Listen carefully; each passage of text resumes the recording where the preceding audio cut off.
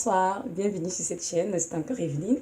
Que le Seigneur Jésus-Christ vous bénisse richement et vous comble de sa douce présence. Aujourd'hui, nous sommes le 6 juin 2018 et je vais partager avec vous un rêve que le Seigneur m'a donné en date du 22 mai 2018 sur la préparation, toujours en ce qui concerne l'enlèvement. Donc aujourd'hui, dans le cadre de cette vidéo, je vais partager ce rêve et à partir de ce partage, je ferai une courte exhortation pour nous édifier. Donc voilà. Donc le rêve que j'ai reçu en date du 22 mai 2018 était celui-ci. Je suis dans une grande salle. Il y avait beaucoup de personnes, des hommes, des femmes. Il y avait des chrétiens parmi, c'est sûr. Et il y avait une dame chrétienne en particulier qui était là. Elle est dans son cœur, elle semble être prête pour aller au ciel, elle était prête pour l'enlèvement. Et du coup, il y a eu comme un incident et elle s'est tournée, elle s'est adressée vraiment avec beaucoup de dédain à une autre personne qui était dans la salle. Elle parlait vraiment avec un ton dédaigneux à cette personne. Et lorsque j'observais la scène, le Seigneur m'a dit, vois-tu cette femme, elle croit qu'elle est prête pour être enlevée par moi. Mais en fait, elle n'est pas du tout prête parce que son attitude qu'elle vient d'afficher peut la faire rater le ciel. Donc voilà, et là je me suis réveillée, sortie du rêve et j'ai pris le temps d'y penser, de prier là-dessus et le Seigneur m'a donné donc justement de faire une vidéo pour que ces enfants comprennent que ce sont les petites choses qui vont les faire rater le ciel et que c'est important justement de ne pas négliger les petites choses qui font dans nos vies, mais de vraiment les confesser et changer d'attitude. Donc voilà, nous devons comprendre que nous ne devons pas parler avec dédain ni mépris à qui que ce soit. Dieu nous demande vraiment dans la parole d'honorer tout le monde. Oui, que cette personne soit homme ou femme, chrétien ou païen, enfant ou adulte, jeune ou vieux, c'est important de respecter tous ceux qui sont autour de nous. N'oublions pas que le premier commandement dans la parole, c'est d'aimer notre Dieu de tout notre cœur, de toute notre âme, de toute notre pensée, de toute notre force, et d'aimer notre prochain comme nous-mêmes. Donc si nous aimons les autres, nos prochains comme nous-mêmes, nous ne pouvons pas les traiter avec dédain. En fait, c'est quoi en fait être dédaigneux en fait, ce qu'on parle du dédain. En fait, le dédain, c'est avoir un air hautain qui se manifeste en fait dans le ton, dans l'attitude, dans la manière de parler, de faire. Donc c'est ça en fait l'attitude dédaigneuse et c'est clair que c'est un péché devant le Seigneur parce que c'était autant en fait montre que le chrétien ou la personne concernée a dans son cœur de l'orgueil. Nous savons très bien que l'orgueil est condamné par le Seigneur. La Bible nous dit, je pense que c'est dans 1 Pierre 2, verset 17, d'honorer tout le monde. Nous allons le lire ensemble. Là. 1 Pierre 2, c'est ça, verset 17 qui dit ceci. Je vais lire. Honorez tout le monde, aimez tous vos frères, craignez Dieu, honorez le roi. Donc voyez-vous, le Seigneur demande vraiment d'honorer le roi, de craindre le Seigneur, d'honorer tout le monde, d'aimer nos frères ou bien en d'autres termes aussi de respecter tout le monde. Nous devons comprendre en tant qu'enfants de Dieu, nous sommes, comme dit dans ce qui est dans la parole, le sel de la terre et la lumière du monde. Nous devons briller par nos œuvres, par notre façon de nous comporter envers les chrétiens et envers les païens. Peu importe qui est en face de nous, c'est important de respecter la personne à qui nous nous adressons. C'est très important. Notre attitude, notre ton de voix, notre langage doivent être corrects vis-à-vis de tous ceux à qui nous nous adressons. Nous devons comprendre que nous ne devons pas abuser de notre position de croyant. Pouvoir parler aux autres comme si n'avait aucune valeur pour le Seigneur. Ces personnes, même si elles ne sont pas sauvées, ont de la valeur pour le Seigneur. Car Dieu sait quand il les visitera à leur tour pour qu'ils soient vraiment en étroite communion avec lui. Mais nous devons vraiment saisir que ce n'est pas grâce que nous avons été sauvés et qu'il n'y a pas de raison de s'enorgueillir aucunement. Au contraire, nous devons être reconnaissants, être humbles et vraiment démontrer cela dans notre attitude, notre façon de faire, de penser, de parler que ce soit devant les enfants, que ce soit devant les jeunes, devant les adultes, devant les vieux, devant les femmes, devant les hommes, peu importe, nous devons vraiment démontrer cela. Nous, vous savez, aussi, je vais aussi toucher un point qui concerne les enfants. Les enfants sont des êtres innocents. Et nous avons tous en tant que parents chrétiens, en tout cas je suis parent, enfin parents chrétiens ou pas chrétiens, nous savons tous que les enfants sont un cadeau venant du Seigneur et que les enfants ne sont pas notre propriété, les enfants sont la propriété du Seigneur. Donc nous prenons soin de comme devant en rendre compte pardon, un jour devant le Seigneur. Donc c'est important de traiter les enfants avec beaucoup d'honneur aussi. Mais malheureusement, dans plusieurs familles que j'ai remarqué en fait que beaucoup de parents abusent de leur position d'autorité et ce qui aussi attriste le cœur du Seigneur. Parce qu'ils ne sont pas des parents pour abuser de position d'autorité, pour écraser nos enfants, pour les rabaisser, les détruire aucunement. Nous sommes des parents dans le but de les aider à grandir dans le Seigneur, de les aider à avoir une identité en Christ et de les aider aussi à marcher sur la parole du Seigneur. Et pour cela, nous devons être à notre tour nous-mêmes des véritables modèles. Hein. C'est important parce que c'est bien de dire un enfant, fait ceci, fait cela, mais très souvent l'enfant va faire ce que le parent fait et c'est important d'être un modèle pour eux en toutes choses. C'est écrit dans Éphésiens 6, verset 4, je vais lire. Et vous, pères, n'irritez pas vos enfants, mais élevez-les en les instruisant et les avertissant dans le Seigneur. Amen. Donc, ici, Dieu ne doit pas irriter nos enfants. Il y a des parents qui irritent leurs enfants par leur attitude, le ton de la voix, par leurs paroles. Évidemment, cela attriste aussi le cœur du Seigneur.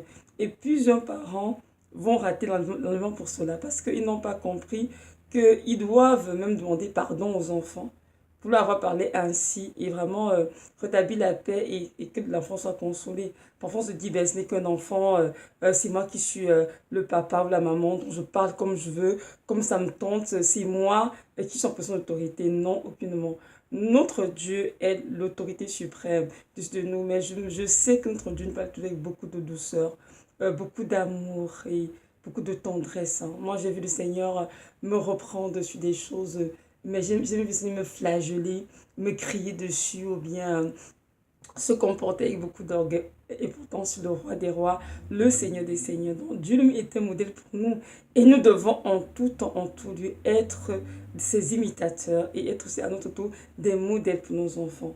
Donc, parents, si vous avez cette tendance à parler mal à vos enfants, qu'ils soient des petits-enfants à l'âge pédiatrique, comme les miens sont encore tout petits, mes enfants, que ce soit des enfants adolescents, des jeunes adultes ou bien des adultes tout simplement, c'est important de considérer la manière dont vous les parlez, le ton avec lequel vous leur parlez et les paroles qui sortent de votre bouche. C'est très important parce que nous devons comprendre que nos paroles sont des épées nues qui peuvent blesser et détruire totalement la vie d'un enfant. Donc c'est important de veiller sur la façon dont on s'adresse et sur les paroles qui sont dites. En effet, nous devons avoir une attitude juste envers nos enfants parce que notre Dieu est un Dieu juste et équitable et nous devons vraiment les respecter aussi, quel que soit leur âge et bien comprendre qu'ils nous ont été prêtés pour un temps et qu'un jour, nous allons rendre compte à notre Créateur comment nous avons élevés. Nous devons en prendre soin avec beaucoup d'amour, de patience, de douceur, de tendresse. Les élever ne sont pas du Seigneur, comme il dit dans la Bible tout à l'heure, mais aussi apprendre à les corriger avec amour et douceur aussi. Parce qu'un enfant doit être corrigé, mais avec douceur et amour. Donc voilà, c'est ça que j'aimerais dire concernant les parents. J'aimerais que nous lisions ensemble Éphésiens 4, hein, verset 29 à 33. Donc, Éphésiens, chapitre 4, verset 29. Donc, je vais lire. Qu'aucun discours pourri ne sorte de votre bouche, mais ce qui est bon pour l'édification, selon le besoin, afin qu'il communique une grâce à ceux qui l'écoutent. Et n'attristez pas le Saint-Esprit de Dieu, par lequel vous avez été scellés pour le jour de la rédemption. Que toute amertume, que toute colère, que toute irritation, toute clameur, toute médisance et toute malice soient bannies du milieu de vous. Mais soyez doux les uns envers les autres, pleins de compassion, et vous pardonnant les uns aux autres ainsi que Dieu vous a pardonné. Parole du Seigneur. Donc nous voyons bien ici que le Seigneur, par l'apôtre Paul, a bien écrit aux Éphésiens comment il devrait se conduire. Donc aucun discours malhonnête, on ne fait rien de mauvais ne sorte de notre bouche, mais plutôt des paroles agréables qui communiquent l'édification à ceux qui l'écoutent. C'est très important de toujours veiller sur nos paroles. Qu'est-ce qui est dit, et aussi de veiller à ce que nos paroles ne blessent pas les autres. Pourquoi? Parce que lorsque nous blessons les autres, nous attristons le Saint-Esprit de Dieu par lesquels nous avons été testés pour la rédemption. Et c'est sûr que si le Saint-Esprit attriste dans notre vie, on peut être sûr qu'on ne sera pas enlevé le jour du retour du Seigneur. Au verset 31, c'est écrit que toute amertume, toute colère, toute irritation, toute clameur, toute médisance et toute malice soient bannies du milieu de vous. Pourquoi est-ce que l'amertume doit être bannie? Parce que très souvent, lorsqu'on est amer, on peut voir dans notre cœur l'amertume est là, même si ceux qui nous entourent ne la voient pas, mais tout de même, on est façon de se comporter. On voit vraiment l'amertume qui ressort dans notre attitude, dans le ton de la voix, dans nos paroles, la colère, même chose pour la colère, pour l'irritation. Quand ces choses sont vraiment en nous, on peut voir dans notre façon de parler aux autres, de nous comporter, de nous tenir, dans le ton de voix.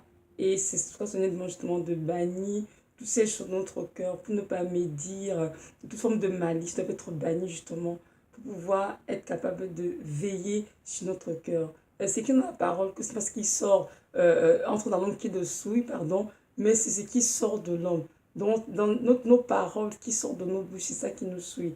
Et c'est important vraiment de veiller à cela. C'est sûr que je me souviens que moi, quand je suis une chrétienne, j'ai eu un véritable redressement au niveau de ma façon de parler, le ton sur lequel je parlais aux gens. C'était très important. Le Seigneur a vraiment pris le temps de corriger, de redresser cela. Et aujourd'hui, je bénis le Seigneur. Vous pouvez se rendre l'écrit ici, soyez doux les uns envers les autres, pleins de compassion et vous pardonnant les uns aux autres ainsi que Dieu vous a pardonné. Amen. Mais si Dieu nous appelle vraiment à être doux dans nos rapports, être remplis de compassion, vraiment pardonnant des frères et sœurs, pardonnant même le voisin, tout simplement le prochain, comme il nous a pardonné. Et nous voyons que si nos cœurs sont vraiment remplis de douceur, de compassion et avec une volonté de pardonner, on ne peut pas traiter les autres avec dédain, non, aucunement.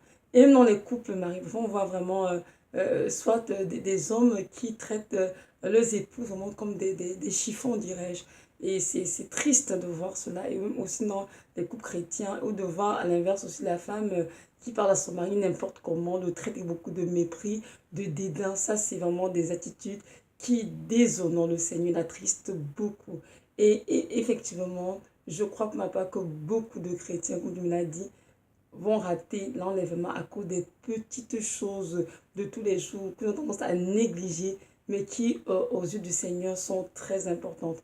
Donc, je viens vraiment par cette vidéo, frères et sœurs en Christ, nous interpeller tous vraiment à nous ressaisir, à revoir vraiment notre attitude envers les autres, que ce soit envers les païens, que ce soit envers les croyants, que ce soit envers les membres de nos familles même. C'est très important, nos enfants. C'est le temps de revoir, c'est nous assurer vraiment qu'à ce moment on se comporte, on leur parle avec d'une attitude qui glorifie le Seigneur et qui communique vraiment la joie à ceux qui nous écoutent. C'est vraiment très important. J'aimerais juste que nous sachions que le Seigneur Jésus-Christ revient bientôt et que ce temps sont de se préparer. Donc nous avons encore le temps justement de dire Seigneur, vraiment, je viens sur ta face, montre ma vie, comment je m'adresse aux autres. Est-ce que mon comportement est correct, Seigneur? Est-ce que mon attitude est correcte envers mes enfants, envers mon époux, envers ma femme, envers mes amis, envers mes collègues, envers mon prochain, envers mes frères et sœurs en Christ? C'est le temps de poser la question au Seigneur. Et le Seigneur est celui qui connaît chaque chrétien correctement. Il va se révéler à chacun. Et si elle est de repentir, il faut se repentir et vraiment abandonner cette façon de faire parce que cela blesse beaucoup le Seigneur. Le Seigneur ne veut pas des enfants orgueilleux dans son royaume aucunement, mais il veut des enfants qui sont revêtus d'humilité, voyons les autres comme étant au-dessus d'eux, parce que nous savons tous que c'est par grâce que nous avons été sauvés. Donc, il n'y a pas de raison que nous en désert autant avec qui que ce soit. Nous ne sommes pas meilleurs qui que ce soit, non. Chacun nous se rappelle bien des péchés d'où Dieu l'a tiré. Et nous pouvons aujourd'hui être reconnaissants de ce que Dieu qui nous a racheté de la vaine manière de vivre et qui nous a accordé la grâce de participer à son royaume de lumière. Nous devons être vraiment des chrétiens, des enfants de Dieu qui honorent le Seigneur par notre attitude, par nos paroles, par le ton de notre voix, par nos manières. C'est très, très important. Donc voilà, que le Seigneur vraiment nous aide tous à nous préparer avec beaucoup de rigueur, sachant que il revient bientôt, son retour est pour bientôt et il vient chercher une église glorieuse, sans tache ni ride, ni rien de semblable. Alors si nous vraiment fait partie de ceux qui seront enlevés, c'est important de se repentir de tous les péchés que Jésus va pointer dans nos vies et aussi de demander au Seigneur de laver nos robes dans le sang de l'agneau pour que nous soyons prêts pour ce grand jour. Et tout ce que Dieu va révéler, ne faisons pas la sourde oreille, mais ayons vraiment, comment dire, le courage, la volonté de confesser ce qui est montré le Seigneur et de s'en détourner parce que rien de souillé n'entrera au ciel. Le Seigneur était très clair dessus et il ne voudrait pas que quiconque reste ici sur terre, mais que tous ces enfants qui ont cru en lui, qui ont marché, obéissant de sa parole, puissent se retrouver au ciel avec lui lorsqu'il reviendra. Donc voilà, c'est ça. Maintenant, si tu es un enfant, une personne qui m'écoute et qui n'a pas encore donné sa vie au Seigneur, je vais juste te rappeler que ce Dieu est ce Dieu qui t'a créé et aujourd'hui il vient te dire qu'il est ton Seigneur, ton Sauveur aussi. Si tu viens le confesser dans ton cœur, je veux que tu saches que Jésus-Christ de Nazareth est le seul chemin, la vérité et la vie. Et qu'en dehors de lui, il n'y a point de vie, point de salut. Alors si tu veux qu'il soit ton Père, si tu as la vie éternelle, je t'encouragerai aujourd'hui à faire ce pas de foi, en te repentant de tes péchés et en acceptant ton cœur comme ton Sauveur, ton Seigneur. Fais ce pas et tu ne regretteras pas. Je sais qu'il t'attend à bras ouverts, car il soupire après ton âme depuis fort longtemps. Et tout ce qu'il désire, c'est de t'accorder la vie éternelle gratuitement. Et il t'aidera aussi à te préparer pour son retour, nous serons tous très imminents. Alors ne tarde pas et ouvre-le ton cœur. Bon voilà, c'était ça la vidéo. Merci de m'avoir écouté. Soyez richement bénis dans le nom du Seigneur Jésus-Christ et que Dieu nous aide tous à être prêts pour son retour. Merci.